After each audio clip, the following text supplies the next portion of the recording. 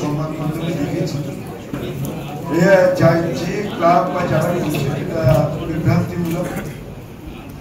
আমি প্রত্যেক বছরই ইন্ডিয়ান আর্মি স্পোর্টস ডিপার্টমেন্ট আর পার্টিসিপেটিং ক্লাব মোস্টলি কলকাতা সবাইকে নিয়ে আমরা বসি এবং বসে আমরা টিকিট কোটা তাদের ঠিক করি এবং রাইটিং তাদের কাছে লেটার যায়, সেটাই তারা পায়।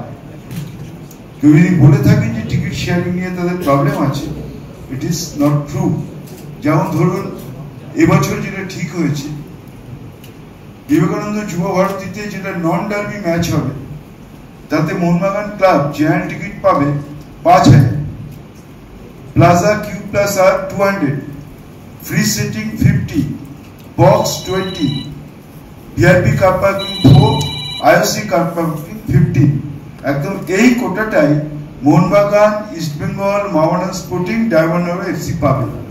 এর সঙ্গে আইএফএ তারাও জেনারেল টিকিট পাবে 1200, প্লাজা পাবে 100, free sitting 25, box 5, car parking 3, IOC car parking 10। It is non derby matches. Derby matches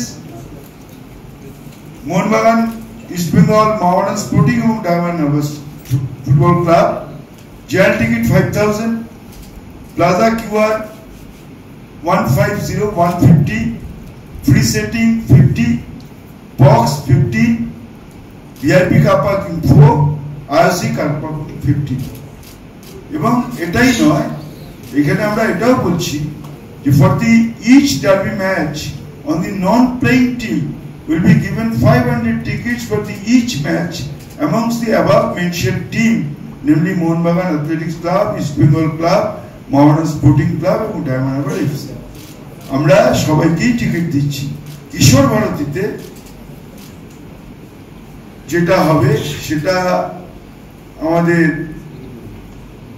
ওখানে কোনো ডার্বি হবে না, তাই ওখানে প্রত্যেকেই ইস্টবেঙ্গল, মোহনবাগান, মোহামেডান, ডায়মন্ড হারবার এফসি 2000 করে টিকিট পাবেন জেনারেল টিকিট, বক্স 30 করে, আপার টায়ার 200 করে এবং আইএফএও জেনারেল টিকিট 500, বক্স 20টা এবং আপার টায়ার 100টা পাবেন। ফলে যারা এটা বলেছেন আমি জানি না তারা কেন এই কথা বলেছেন। এই এগ্রিমেন্ট গতবারও ছিল, সেটাও এবারেই আছে।